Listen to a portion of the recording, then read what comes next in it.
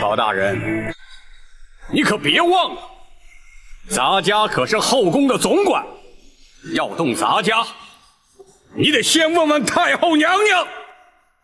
郭槐，若你以为搬出太后就可让本府却步，那就大错而特错。如今你乃是本府审理侦办的杀人凶犯，本府依法将你扣押，便是在皇上面前，本府也毫不退缩。你还想心存侥幸不成？亚父，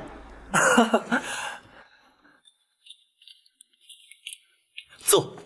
亚父，你是何时回京的？回皇上，奴婢昨日才进京。自从亚父告老还乡，朕总是不习惯，总觉得身边少了些什么。奴婢也是每日记挂着皇上啊。亚父回京是来看朕的？除了向皇上请安之外，奴婢也是受人之托。哦，有人托亚父回京办事？奴婢是受人之托，前往开封府向包大人告状的。告状？包拯可曾受理？包大人虽然受理，可却有爱难之处。哦，包拯一向公而忘私，是什么样的案件让他也觉得爱难？奴婢家乡有一对老夫妇，他们的女儿寇珠自幼进宫，充任宫娥，20年前无端于宫中亡故，老夫妇哀痛莫名，领回遗体，却未获宫中抚恤补偿。如今年事已高，无力谋生，知道奴婢曾任职宫中，特央人请托，奴婢碍于情面，只得应允呐。既然是20年前的旧事，亚父为何当初不提出来呢？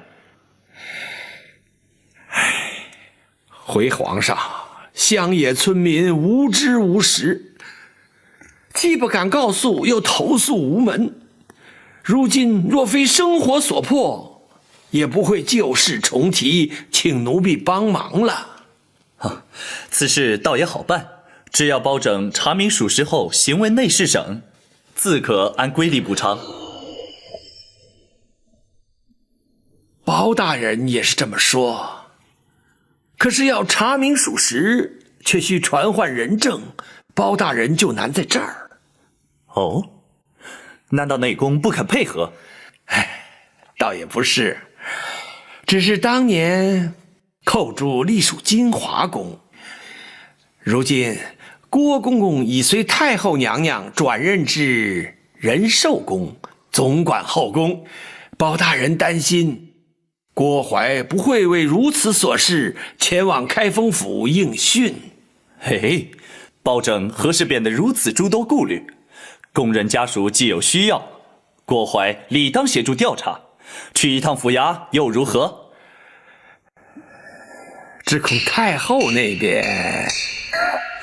母后一向讲理，要不朕命人前去通知郭槐，要他依包拯传唤前往府衙如何？谢皇上。亚父回京住宿何处？要不还是回宫里住吧，这样朕也可与亚父多做亲近。回皇上，奴婢既然受托前来告状，还是住开封府较为方便。一旦了结此案，立刻进宫服侍皇上。好，朕就等你入宫。奴婢遵旨。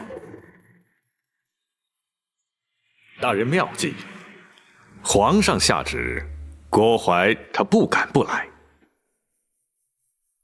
他要是来了，咱家倒要听听，他还能有什么说辞？郭槐虽然不敢不来，本府也的确会将狸猫换太子一案提出审讯。但若郭槐矢口否认，却也不能就此定谳，仍需设法取得他的供状。包大人有把握让他招供吗？如今言之过早，还待静观其变。要你去开封府应讯，皇上怎会下这样的旨意？都是那陈琳使的小计，让皇上误以为只是让奴婢去做个见证。什么见证？证明寇珠当年乃是在宫中身亡。寇珠？娘娘放心，那陈琳只是假借寇珠家属请求抚恤补偿之名，奴婢就成全他，交内侍省拨点银两就可以结案了。难道包拯不会利用此案牵扯出当年旧案吗？娘娘请放心，奴婢自有办法让他包拯白费心机。不，包拯人称青天有名的断案如神，你不能去冒险。哀家去见皇上，请他收回成命，免除你去开封府应讯。娘娘不可。有何不可？奴婢若是不去，那岂不显得心虚？包拯势必就会借机大做文章，借题发挥，甚至在皇上面前扯出旧案来，你反倒顺了他们的心意呀。倘若你去了，难保不会陷入包拯问案技巧，落入圈套的。娘娘，奴婢自会掌握分寸。一旦包拯提及狸猫换太子一事，奴婢就会矢口否认，任他包拯如何断案如神，也难从奴婢口中套出半句话。倘若他对你用刑，受刑不过，你必定还是会招供。娘娘，包拯他一向以清官自诩，而不耻于动辄滥用三目之刑的酷吏，奴婢相信他不会动刑的。若是他一反常态，真的用刑，你又当如何？他若是严刑逼供，奴婢事后也会翻供，依旧让他白忙一场。哀家还是难以安心。娘娘，奴婢去开封府应讯用不了多长时间，倘若娘娘还不能安心的话，这入夜之后，奴婢若是还没回宫，娘娘再去向包拯要人也不迟啊。好吧，你自己要当心。谢娘娘关心。既然是非去不可，就别让包拯小觑了你。带着后宫的卫队同去，也好壮壮声势。是。少时郭淮必是有备而来，要想从他口中取得供词，绝非易事。不知公孙先生有何看法？若非皇上下旨，郭淮必不肯前来。错过了这次机会，若想再传他，恐怕难上加难。若依学生之见，又在必要之时，大人不妨考虑用刑。不，用刑逼供乃是下之策，即便因此取得供证，也难以服人。再者，用刑腐烂，往往造成冤案。开封府乃是金鸡要地，又岂可助长此风？大人，请恕学生直言。所谓通权达变，面对如郭淮之辈如此重大之案，若不用刑，恐怕无法让他俯首认罪，令案情真相大白。正因为郭淮并非一般的刁民恶吏，狸猫换太子一案更非一般刑案，所以更要谨慎，稍有不慎，必生争议。轻则难以平反，重则动摇国本。公孙先生，你我必须绞尽脑汁，另谋良策，让那郭淮伏法认罪，而不能依仗3目之刑受人口实。是，学生明白。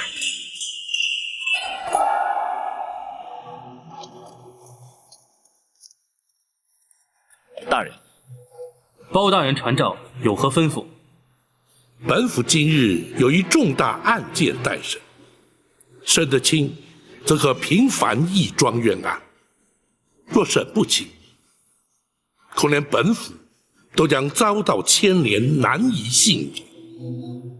故而，急需您2人鼎力相助。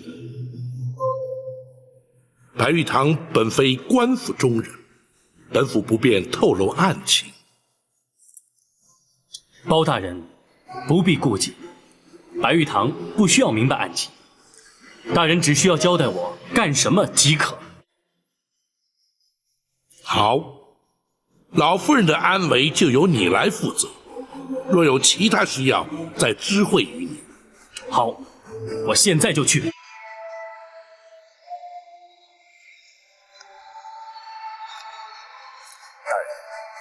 属下要做什么？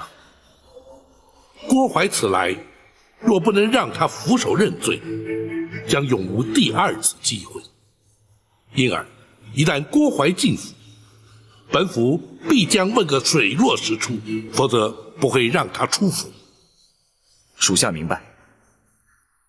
展护卫还要确保，在审讯期间不能有任何外人入府干扰。大人放心，属下保证将开封府变成铜墙铁壁，滴水不漏。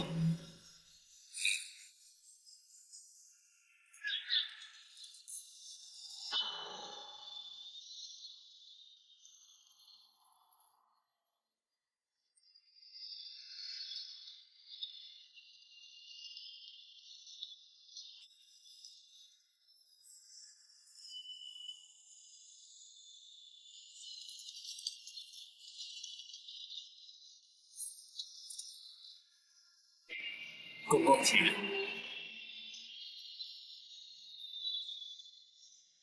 压轿！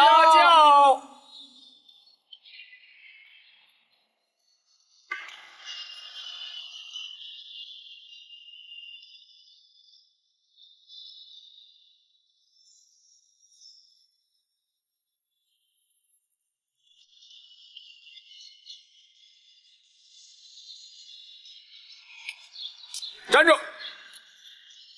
来者何人？咱家是后宫的郭总管，他们是后宫的卫队，你难道看不出来？请稍后，等待通报。岂有此理！咱家是奉圣旨而来，岂能在这里等什么通告？郭总管，久违了。展会。展会。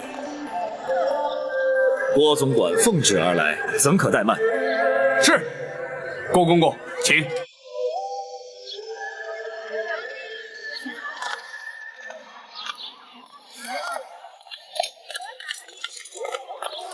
慢着，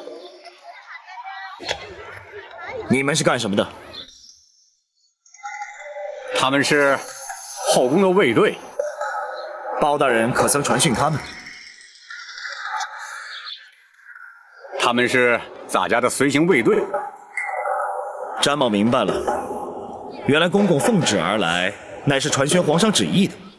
不，咱家是奉旨前来包大人的公堂应讯的。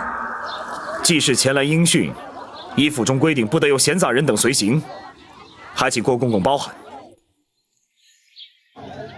你们就在外面等候公公吧。展护卫，后宫有后宫的规矩，衙门也有衙门的规矩。若是郭总管无人随行就不入府，詹某也不敢强人所难。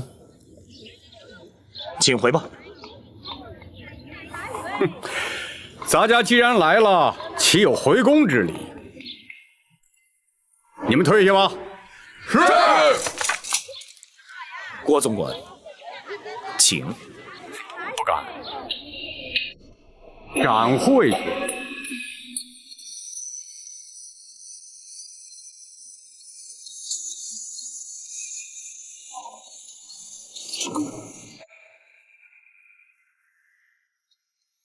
郭公公亲临开封府，协助本府审案，再次谢过。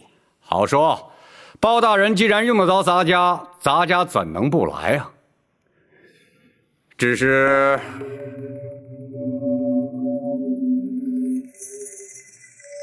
如何？陈公公为了一点小事就惊动圣上下旨，是不是有点小题大做了？郭公公言重了，咱家只是向皇上请安了。皇上问起为何进京，咱家岂敢隐瞒？至于皇上是否下旨，郭公公是否愿来，那就与咱家无关了。你明知咱家若是不来，就是有抗旨之罪，又何必故作姿态呀？如今郭公公既然来了，又何必多做计较？再者，既是昔日工人家属来告，郭公公于情于理都该施以援手，助其脱困。不知郭公公以为然否？那是当然，咱家就是为此而来呀。本来就不该惊动皇上下旨啊。那好，公孙先生，学生在。相关事政可曾齐备？回大人，都已经准备好了，就待大人升堂了。且慢，郭公公可有见教？包大人，虽然是20年前的旧案，咱家也会证明确有其事。只要开封府行文内侍省，咱家要他们拨款抚恤慰问家属，即可结案。包大人就无需再升堂审讯了。郭公公此言差矣。凡事没有规矩，何以定方圆？若不经过堂训，如何立案？如何成案？又如何结案？本府向来依法行事，又岂能私相授受，草草结案？这稍时公堂之上自有堂规，为厘清案情，恐有失礼得罪之处，还请2位公公不要见怪。包大人，公堂之上所言皆是公事，咱家自然绝无异议。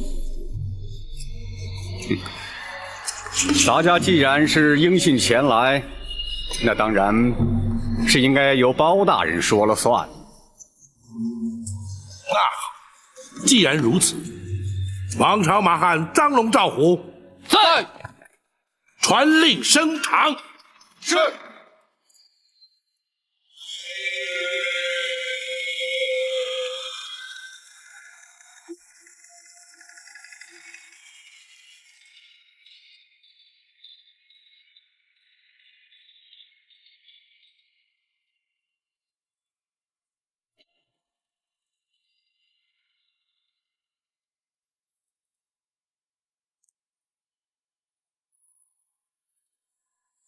本府今日审理的，乃是20多年前宫中一桩旧案。前内侍省首领太监陈琳，受苦主家属委托，是为原告。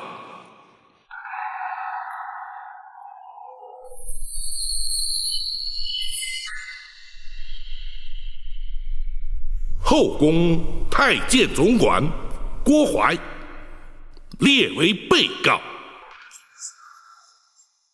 包大人，咱家是前来应讯作证的，这如今却怎么成了被告？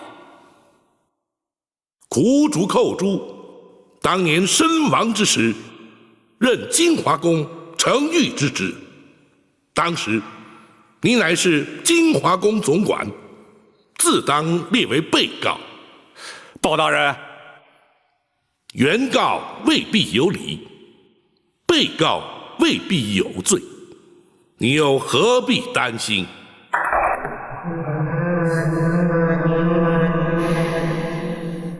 公堂之上，一问一答都有记录。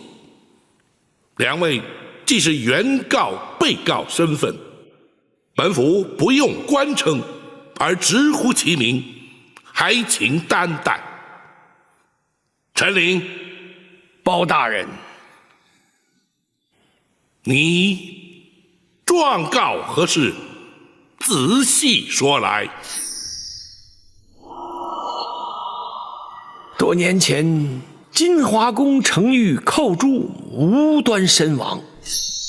金华宫却未依公例慰问家属，发放恤金。如今寇诸父母年迈贫苦，难以为生，委托咱家状告金华宫，请求补发恤金。郭淮，包大人，你可有说辞？包大人，当年寇程昱乃是自尽身亡，因此未予抚恤。如今家属状告咱家，也不起于刁难，退堂之后立即补办补发就是。当年那寇诸是因何自尽？包大人，这已是20年前的旧事，又何须再提？如今咱家已经答应立即补发恤金，包大人即可结案，就不必再细问了。不，恤金虽是由后宫发放，却也是民脂民膏，朝廷公堂，当发就发，不当发又岂可胡乱发放？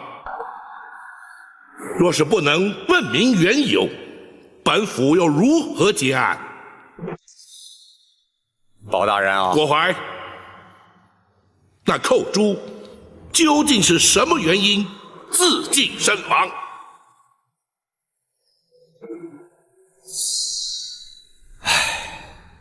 包大人啊，这些陈年旧事，咱家本不想再重提。既然包大人执意要问，咱家也就只好实话实说了。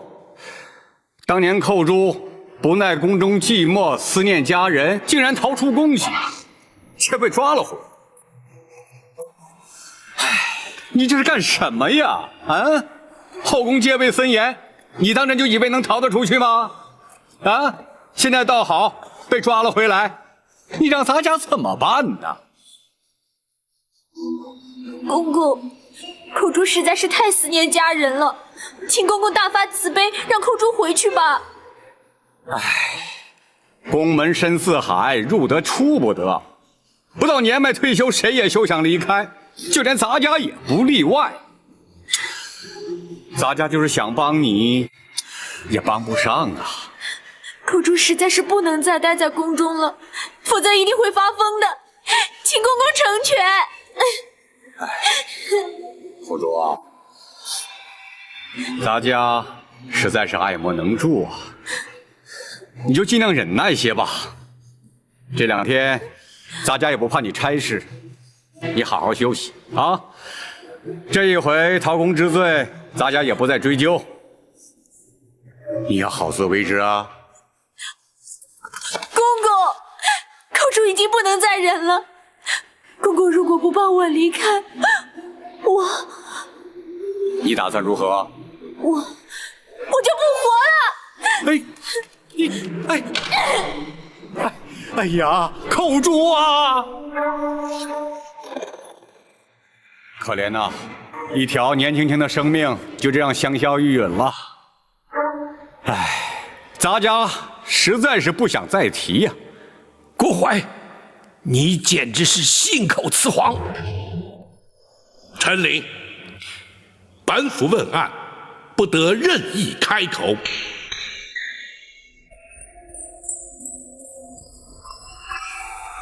郭淮，倘若你所言属实，为何本府派人遍查当年进宫门卫日志，却并无寇诛、潜逃出宫、被捕纠办的记载？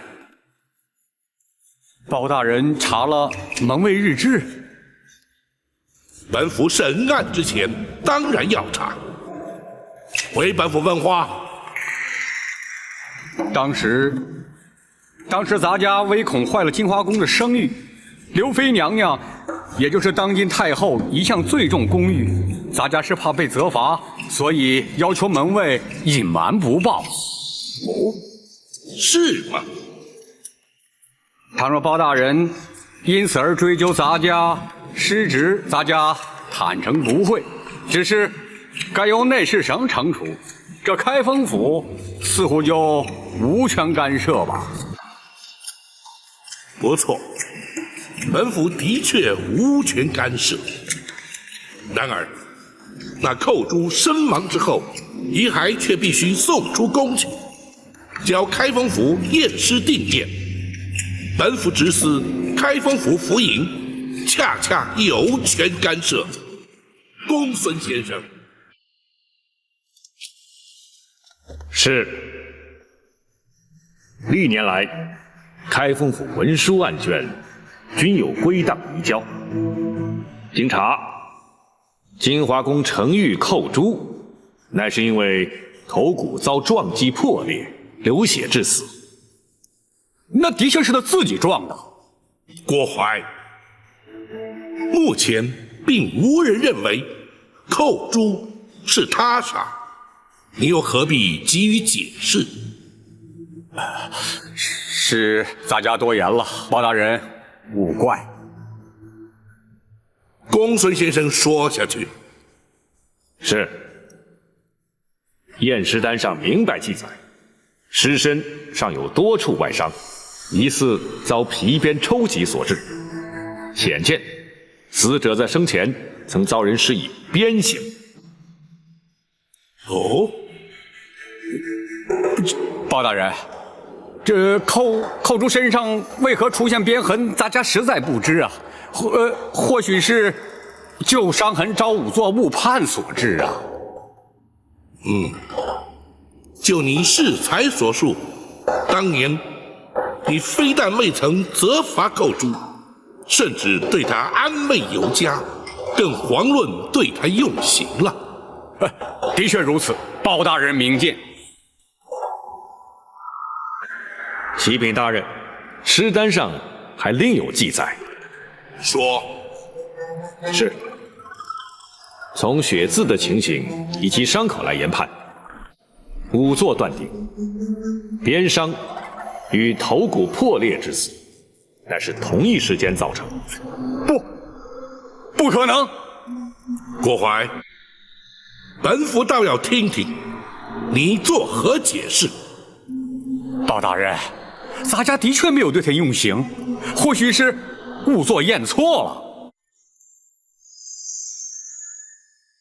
你或许不知官府中的规矩，本府不妨告知于你：仵作验尸程序周密，除仵作本人，还需有相关衙差从旁见证，签押为凭。入殓之前，更有他人复验，一切无误之后，方可结案。其所以如此繁复，原因无他，只因人命关天。你说仵作验错，本府却可断言，在经济重镇的开封府，几乎全无可能。包大人，适才，你为何要言谎？你为何要对寇珠施以酷刑？他可是受刑不过，宁可求死。你又为何要以酷刑将他逼死？凡此种种，原因究竟何在？你若不将当年情形照实说来，休怪本府不讲情面，依法论罪。包大人啊，这事隔20多年，咱家实在是记不清了。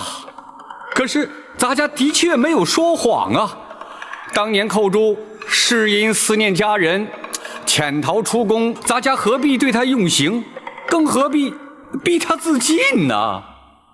哼，那寇珠究竟是自尽，亦或是遭人杀害，尚未可知。你如何证明寇珠是思念家人而宁可自尽？包大人若是如此说，那么咱家也想反问包大人，如何证明寇珠他不是思念家人呢？很简单，当年那寇珠入宫之前，根本是个孤儿，何来家人思念？哼！臣服诈称寇珠家属为抚恤赔偿上告而将你迎来。本府真正要审要查的是，你为何要对他严刑逼供，置他于死？你竟然设计咱家！咱家立即回宫，请太后娘娘做主。站住！今日你来得去，去不得。包大人，难道你想把咱家强行扣住？即便如此，又有何不可？哼！包大人，你可别忘了，咱家可是后宫的总管，要动咱家，你得先问问太后娘娘。郭槐，若你以为搬出太后就可让本府却步，那就大错而特错。如今你乃是本府审理侦办的杀人凶犯，本府依法将你扣押，便是在皇上面前，本府也毫不退缩。你还想心存侥幸不成？包拯，你来人呐！在。将那嫌犯郭槐押入大牢，严加看管，听候本府再审。是。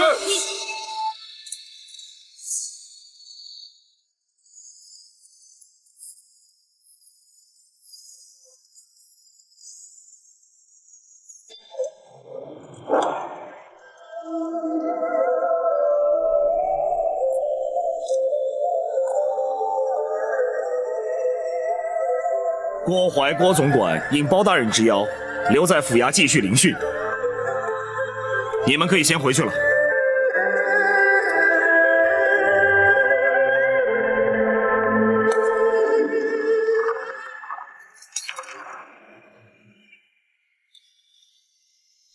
包大人，为何不继续审下去啊？郭槐在应答之间，显然是有备而来。关于寇珠自尽身亡一事，更是早已设下说辞，可见此人刁钻沉稳，兼而有之。若是逼问狸猫换太子一案，必定无功而返。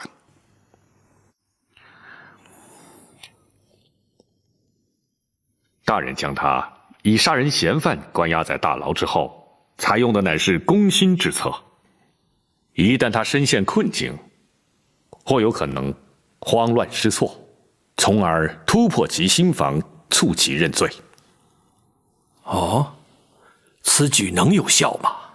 当然有，然而却要请陈公公辛苦一趟。包大人要咱家做什么？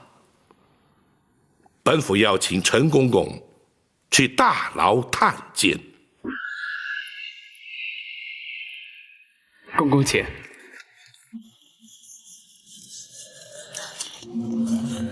嫌犯就关在这儿。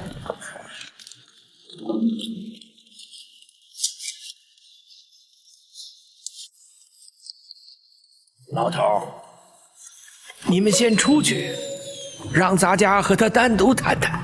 是。走吧。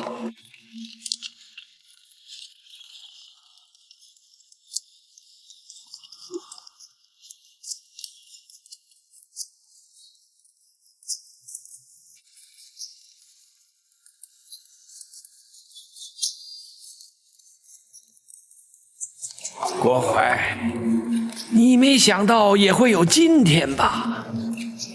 哼，你不要得意的太早，迟早保证他得放我出去。到时候你再看看，到那时是谁在得意。可惜你恐怕是出不去了。你凭什么说我出不去啊？凭你是害死寇珠的凶手。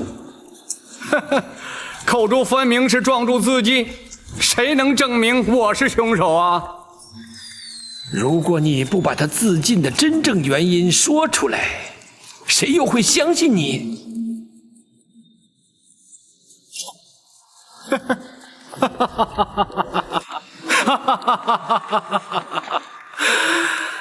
呀，陈琳呐，陈琳，我看你是白费心机了。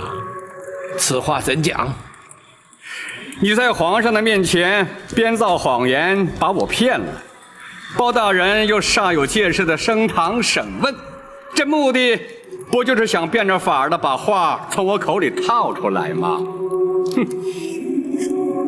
你想我会开口吗？从你口中套出什么话来？哼！彼此心照不宣，你又何必佯装不知啊？好，既然如此，我们就把话说明白。当年狸猫换太子，逼死寇珠，诬陷李贵妃的来龙去脉，点点滴滴，包大人都已查明。你若不据实供认，包大人是不会放你出去的。哼！只要我矢口否认，他又能奈我如何呀？他既然知道当年的来龙去脉，就更该知道太后娘娘是绝不会让他为所欲为的。哼！一旦太后插手向他要人，他敢不给吗？倘若在太后插手之前，包大人就把你作为害死寇珠的凶手予以处斩，又当如何？陈琳，看来你对包拯的了解还远不如我呀！一个公正廉明的包青天包大人，他岂会在无凭无据的情形之下将我处决啊？哼！这就叫做君子可以妻之有方啊！不快！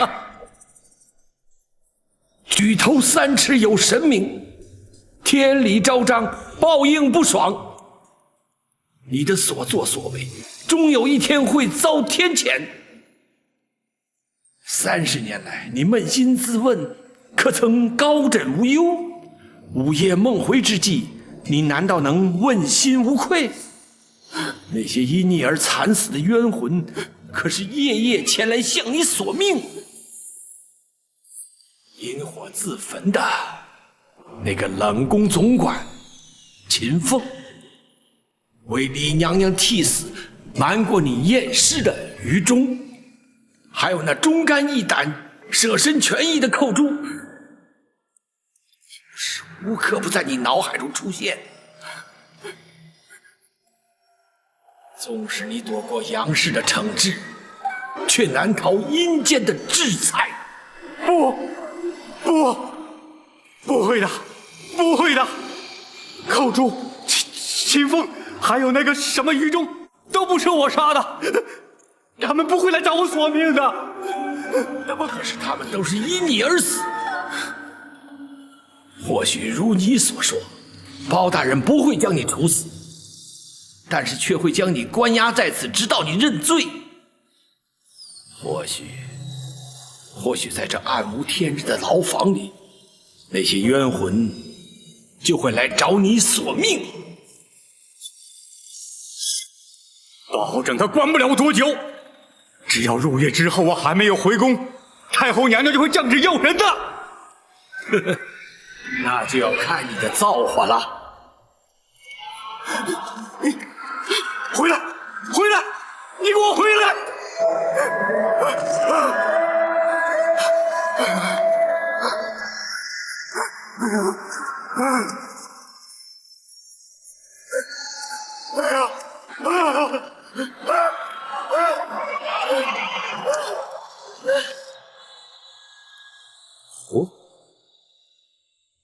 他竟然料到本府在无凭无据之下，不会将他处决。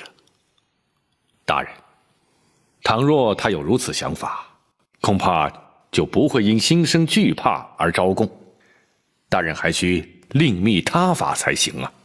不过，郭淮虽刁钻狡猾，却深信鬼神之说。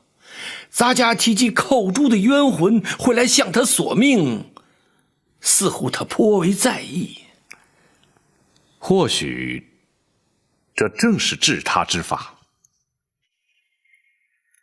鬼魂之说，乃是渔夫迷信所致。那郭淮怎会相信若此啊？大人，举凡心胸坦荡、行为端正之人，纵使信那鬼神之说也无妨。诚如圣人所云：“敬鬼神而远之。”反之，若是心术不正、伤天害理之辈，自然就会心生畏惧了。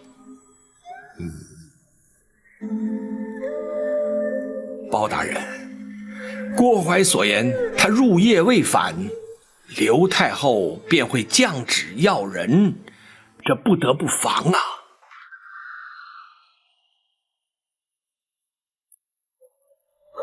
公公无需担心，本府已有万全准备。哦，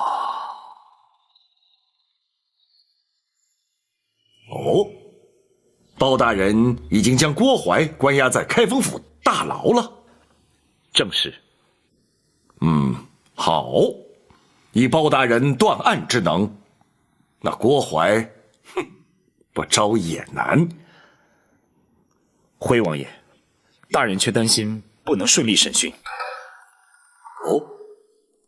这却为何？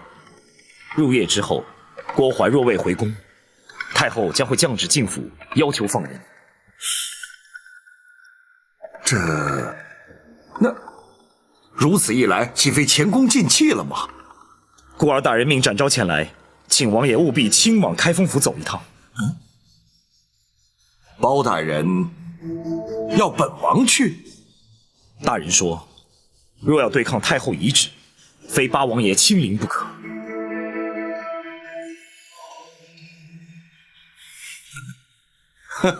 好，本王明白了。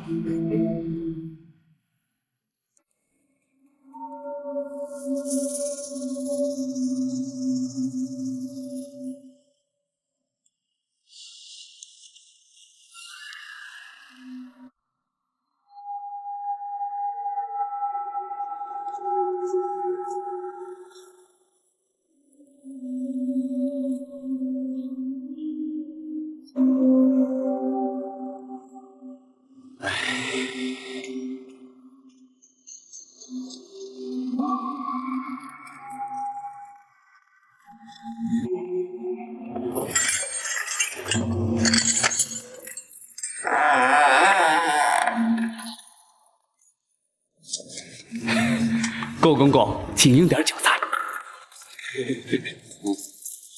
哦，你们开封府大牢竟然会准备这么丰富的酒菜给犯人？不，这是小的特意准备孝敬公公您的。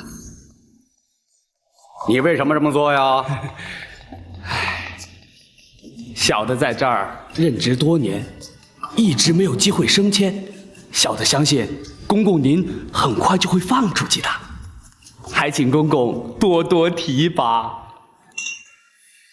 那是啊，天黑以后，咱家自然会出去。哎，我说，现在是什么时辰了？天黑没多久。公公，请。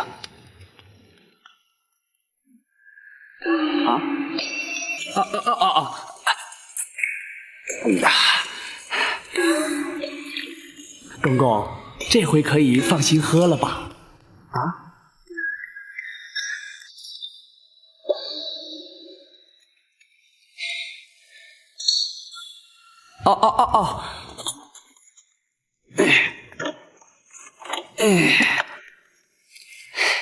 公公。好，咱家记得你了。等咱家出去之后，定会少不了你的好处。谢谢公公，谢谢公公，请。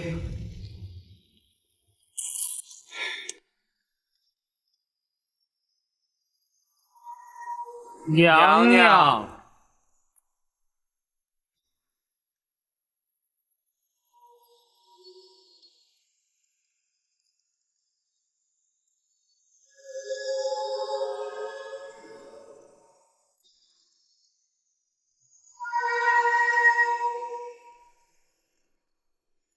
来人呐！娘娘，起来吧。是。郭总管回宫了吗？回娘娘，还没有。随行的卫士可有人回来？都回来了，说是包大人还要留着郭总管在那儿继续审讯。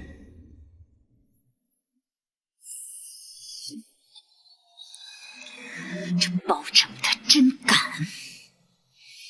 去开封府传哀家的懿旨，要他们立刻放人。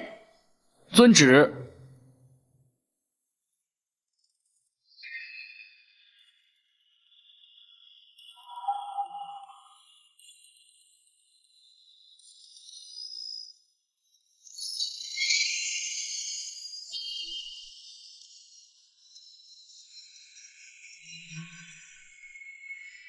你是来要人的？啊，奴婢啊，是奉太后懿旨来接郭总管回宫的。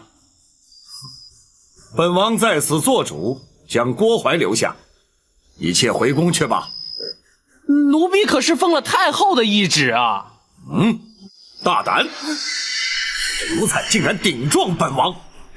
奴婢不敢，只是回去接不回郭总管，无法向太后交旨啊。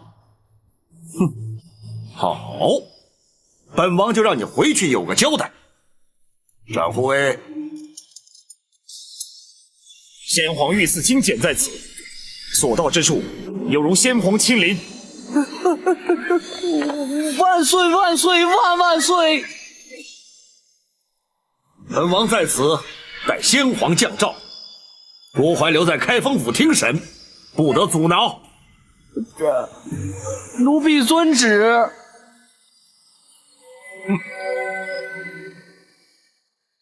若非王爷亲临，请出御赐金简，包拯只怕不得不将那郭槐释回。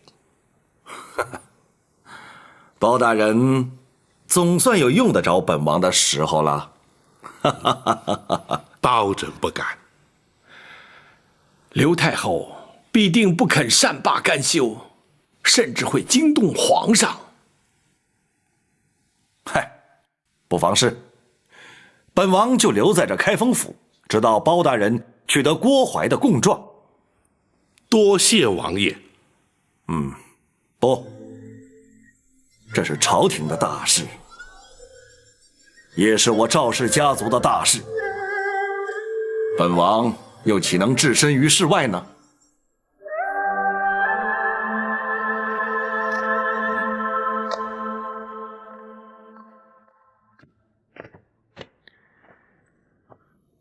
启禀大人，学生已经全部安排妥当了。好，请王爷与陈公公在厅中稍坐，包拯这便去取那郭槐的供状。包大人打算？王爷，包大人打算夜审郭槐。哦。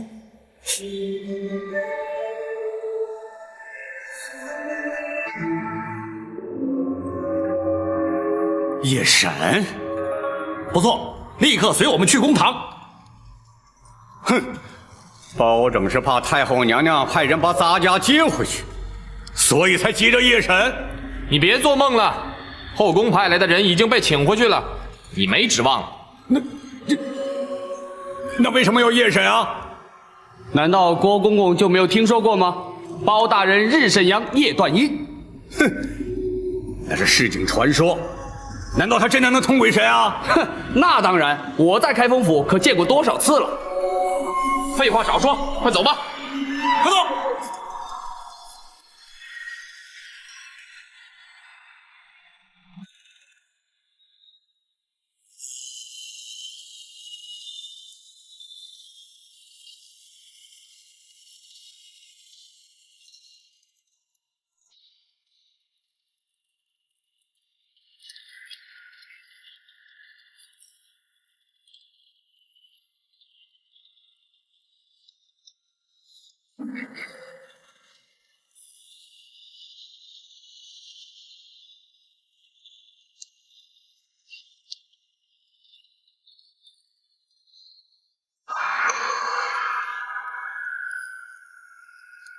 郭淮，20年前，你任金华宫总管之职，埋通产婆尤氏，以狸猫换取太子，大称玉成宫李贵妃产下妖孽，指使程昱寇诛，掐死太子，埋藏金水桥下，意图使刘贵妃之子入主东宫。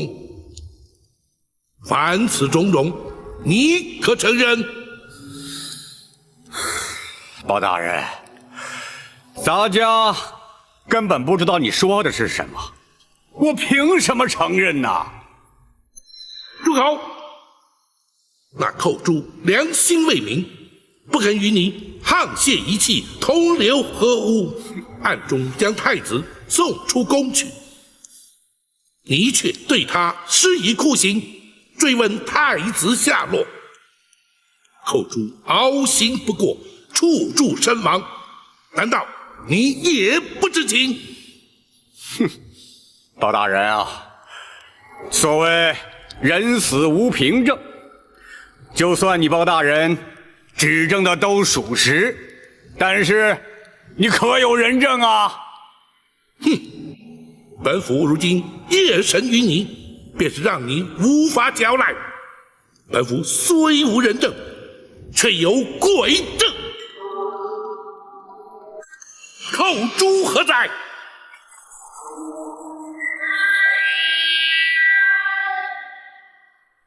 冤魂寇诛，叩见包大人。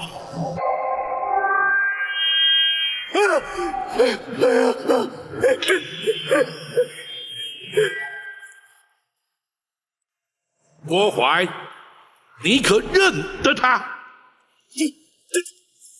他才是寇诛！啊不，他不是寇诛，寇诛已经死了。他一定不是寇诛。哼，是与不是，待本府问过之后，你自会明了。寇诛，寇诛在。当年那郭淮是如何要你将太子谋害，又是如何对你严刑逼供，逼问太子下落？你且一一说来。是。李娘娘临盆之时，郭淮串通产婆尤氏，以剥去皮毛的狸猫替换出生的婴儿，要寇诛将婴儿装在竹篮之内，带离玉成宫。郭淮要寇诛将婴儿掐死后，埋在金水桥下。寇诛见小太子纯真无邪，睡相香甜，心生不忍，于是决定违抗郭淮之命，寻人帮助。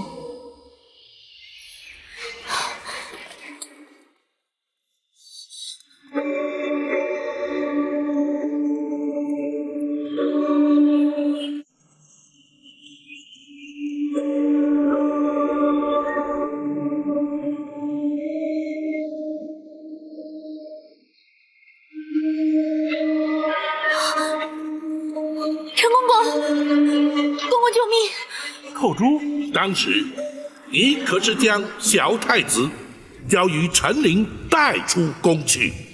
是。寇诛向郭淮谎称已听命将婴儿埋葬，郭淮没有怀疑，并未追究。郭淮，你可有话说？他一定是听陈林说的，他真的不是寇珠啊！陈林向他来作为证对啊！你且继续听下去。寇珠，既然那郭淮并未追究，却又为何在对你施以酷刑，追问小婴儿的下落？回报大人，李娘娘被打入冷宫之后，寇珠明知她是遭郭淮陷害，却不敢明说，更不敢透露小太子的情形。你为何不说？寇珠唯恐说出实情，小太子假死，会被郭淮发现。你说下去。寇珠只能偷入冷宫，对李娘娘言语安慰，谁知竟被郭淮得知。寇珠虽搪塞其词，郭淮却对小太子之事起了疑心。然后呢？郭淮逼问尸骸埋藏之处，寇珠只得胡乱指点。郭淮竟派人将金水桥下遍地挖掘，遍寻不着之后，便对寇珠严刑逼问。寇珠谎称慌乱之中记忆不清，郭淮不予置信，继续用刑。寇珠唯恐受刑不过，说出太子下落，只得撞柱身亡，以死明志，让他们误认寇珠所言事实。这件个事情，你怎么会知道啊？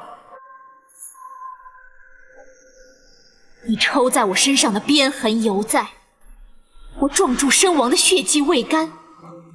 你虽然派人刷洗金华宫的殿柱，却洗不尽你心中的梦魇。如今，寇珠要借包大人夜审阴司之辩，向你索命，以解我20多年的心头之恨。郭淮，还我命来！别过来！别过来啊！还我命来！郭淮，包大人啊！你寇珠，阴阳末路，人鬼殊途，你不可接近生人。包大人，寇珠要将郭淮带到阴间，交由阎王处置。不，那郭淮既在人世，就该有阳间的律法制裁。郭淮，包大人，你可先不让他过来呀！啊！制裁寇珠所言，你可认罪？认，我承认啊！可那些事情都是刘娘娘的主意啊！是否如此？本府自会追查。既然你已认罪，公孙先生，学生在，让他画押。是。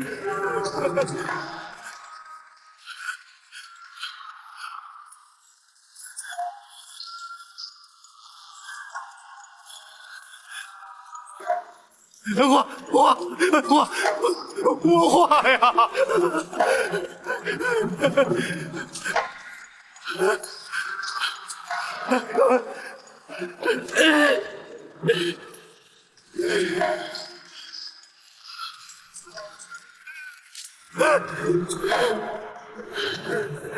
来人呐！在！将郭淮还押大牢，听候宣判。是。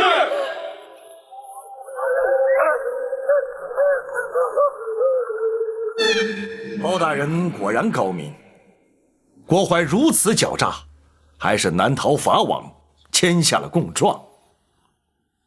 惭愧，包拯向来不信鬼神之说，如今却要假借鬼神之名，让那郭淮认罪伏法。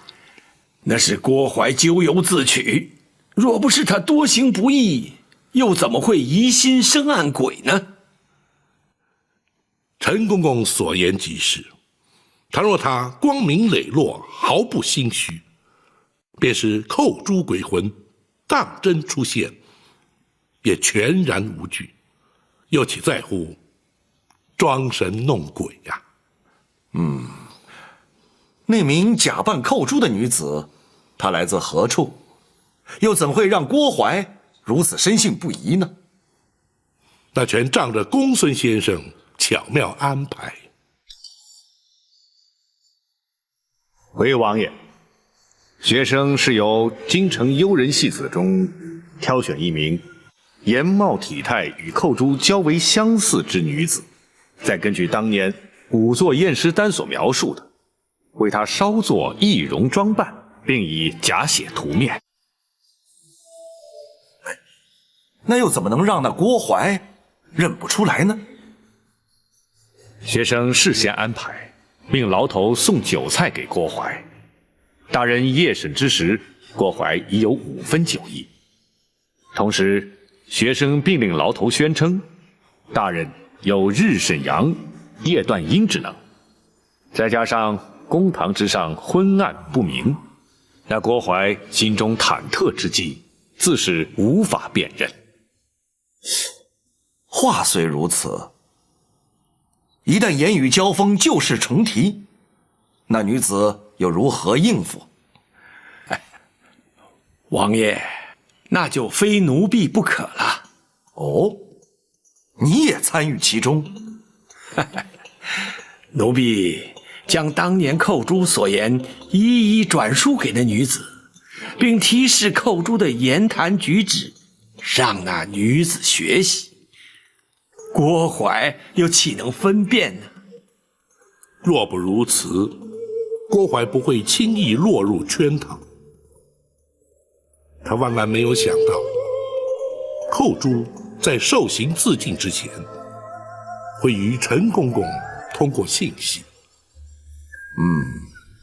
如今有了郭淮的供证，咱们就立刻进宫面圣吧。王爷不急着进宫，倘若包拯所料不差，皇上应该很快就会主动宣召。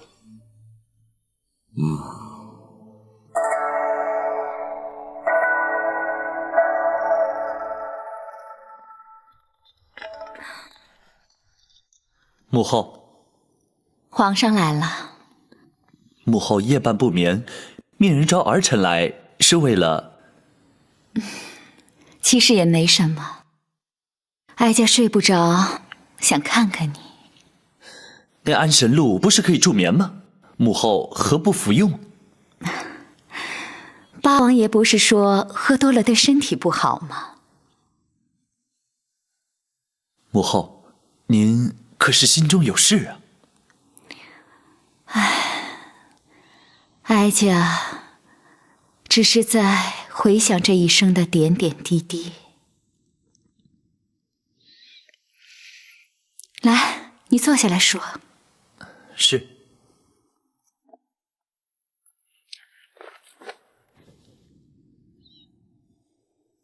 哀家14岁，以才女之名被选进宫来，和后宫所有被选来的女子一样，过着宫墙内与世隔绝的日子。直到被先皇宠幸，升为贵妃，才见到了天日。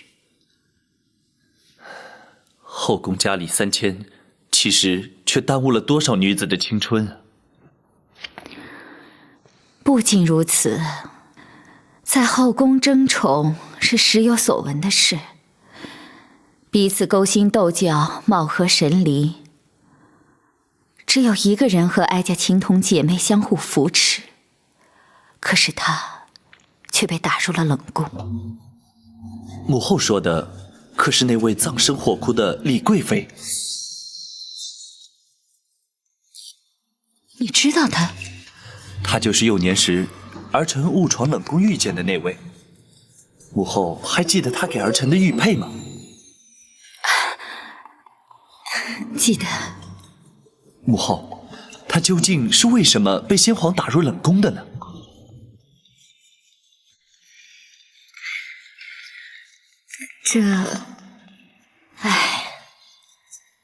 在后宫，一旦失宠，可以有千百种的理由。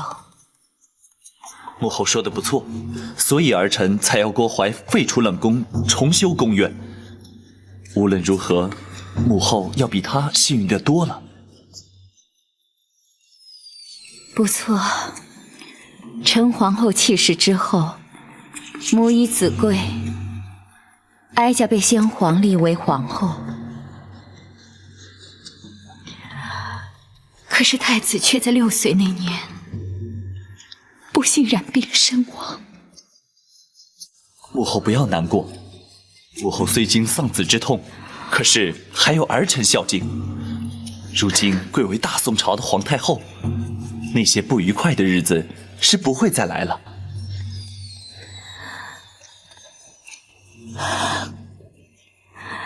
可是哀家毕竟不是皇上的生身之母，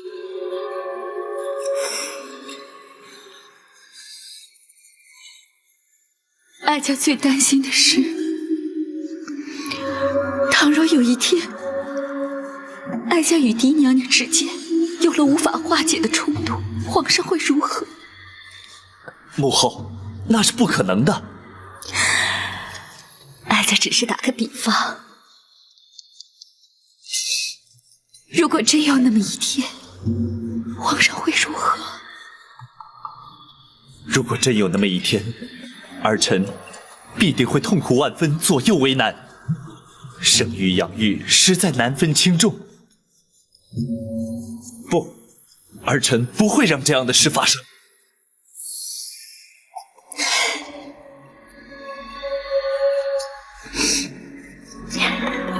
有皇上这句话，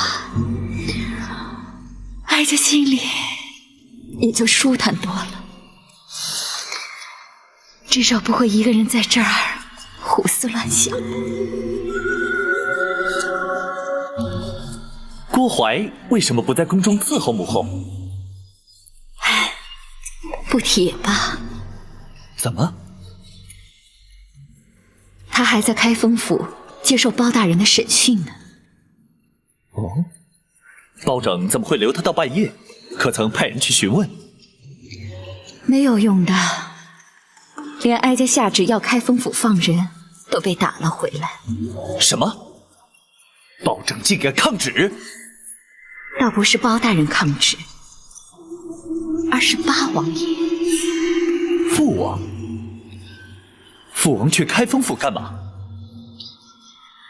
八王爷不但在开封府，而且以先皇御赐金剑挡回了哀家的旨意。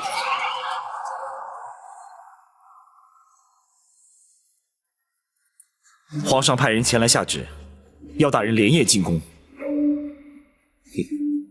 果不其然，展护卫，皇上只宣包大人一人进宫。回王爷，正是。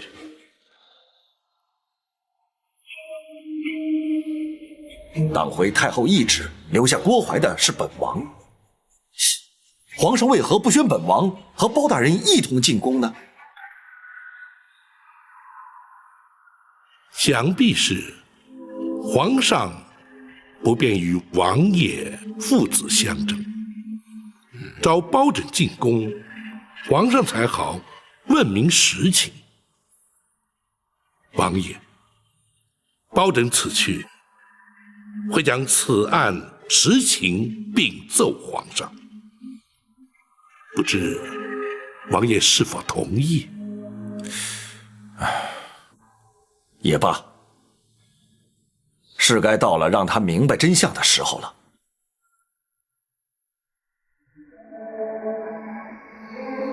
好吧，本王立刻回府，若有需要，本王立刻进宫。多谢王爷。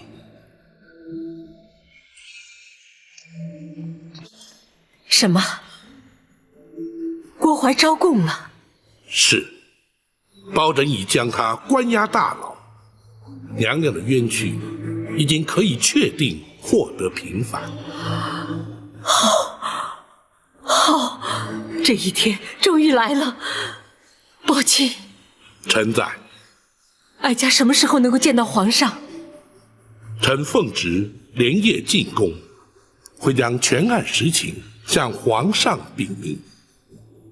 娘娘，请等候包拯回禀。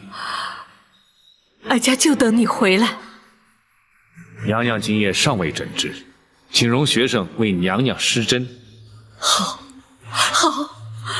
来，娘娘小心。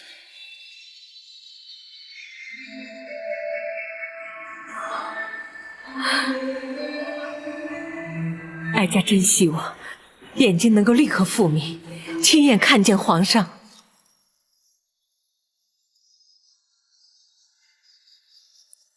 究竟是怎么回事？郭槐去开封府只是作证，你为何不让他回宫？回皇上，郭槐涉及一桩重大阴谋，犯下重大刑案，臣乃是依法关押。哼，岂有此理！无论他犯下何等重罪，太后遗旨既已下达开封府，你怎敢抗旨不遵，拒不放人？甚至还要父王请出先皇的御赐金简。皇上可知，八王爷从不干涉朝政，亦不曾插手任何案件。先皇御赐金简，更从未请出动用。朕当然知道，能让八王爷请出御赐金简，绝非一般刑案。更何况，此案还与八王爷自身有关。什么？与父王有关？郭槐所涉之案，关乎后宫争斗、皇室秘辛，故而八王爷必须出面，包拯不敢放人。竟有此事！郭槐供状在此，请皇上御览。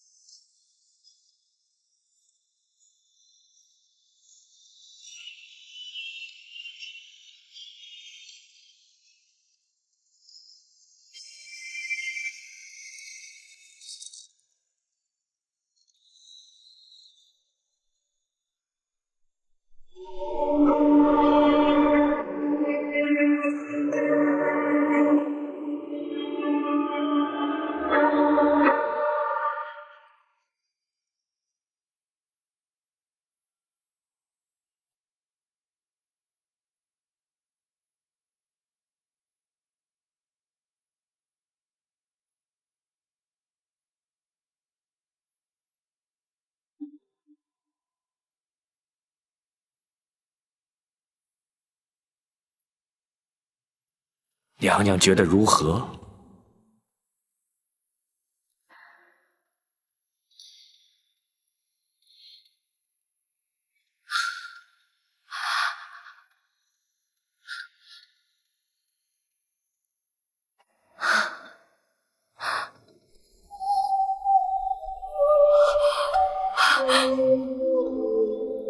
我看见了，我看见了。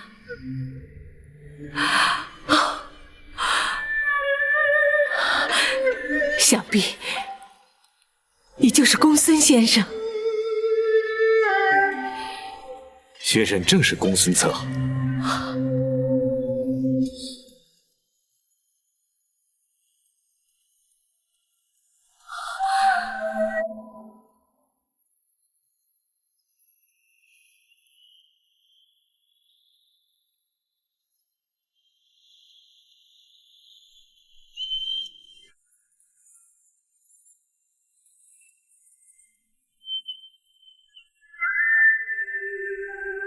想必你就是展护卫。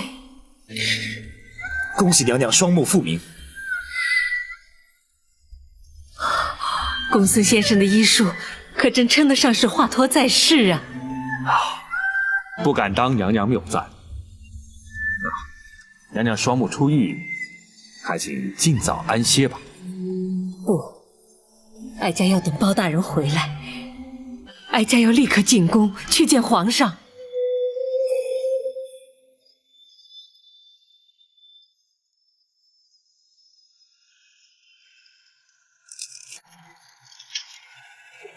包拯，这供状之上所言可是真的？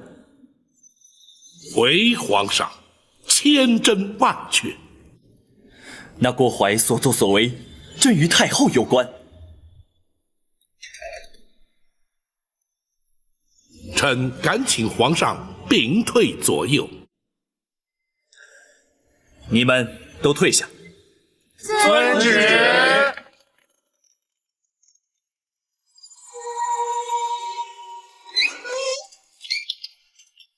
你说。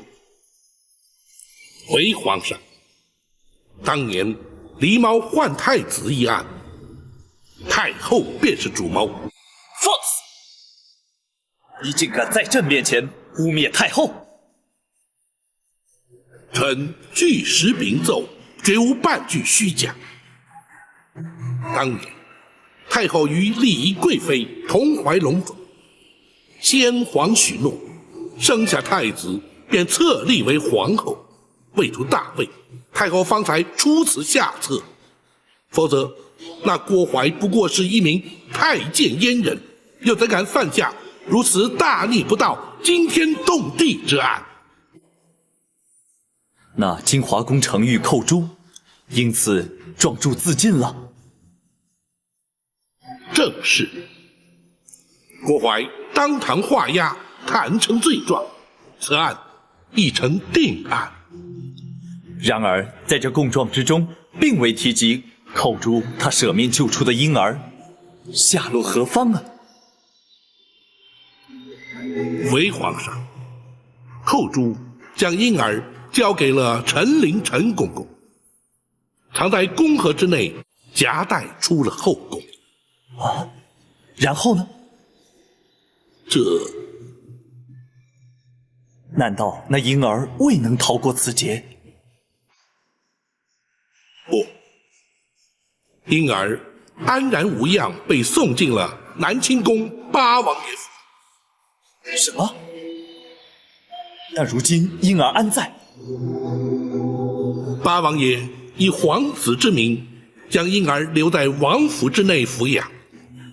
且慢，算起来那婴儿与朕同庚，朕只有长兄，并无幼弟，何来以皇子之名留在府中抚养之说？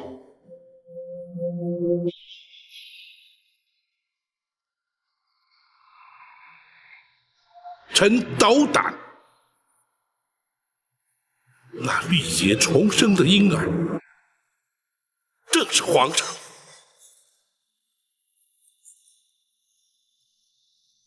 你说什么？当年八王妃狄娘娘也同时有孕在身，却不幸早产夭亡，而且未及呈报。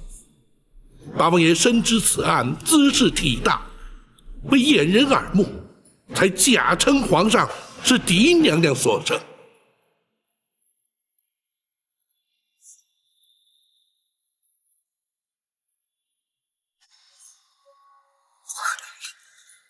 朕分明是父王亲自选入宫中，列为太子的。包拯，此事非同小可，你不可胡言乱语。臣绝不敢胡言。八王爷如今正在王府之中静候，皇上可宣召王爷进宫，当面询问。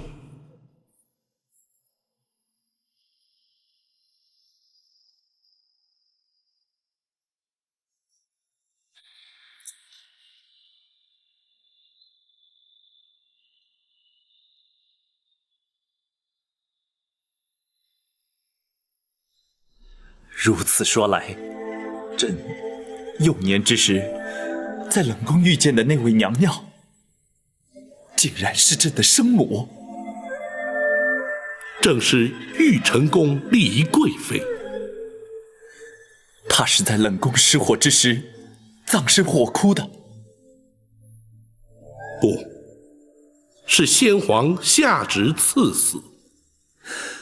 她已被打入冷宫，为何还要将她赐死？当年娘娘与皇上巧遇之后，八王爷命陈陵将皇上身世告知娘娘。自此，娘娘夜夜焚香，为皇上祈福。谁知却被郭槐得知，而刘太后更借此向先皇诬告。诬告什么？诬告李贵妃以邪术诅咒先皇。先皇大为震怒，于是下旨赐死。啊，你是说他是因太后而死？皇上，刘娘娘是为了斩草除根，永绝后患。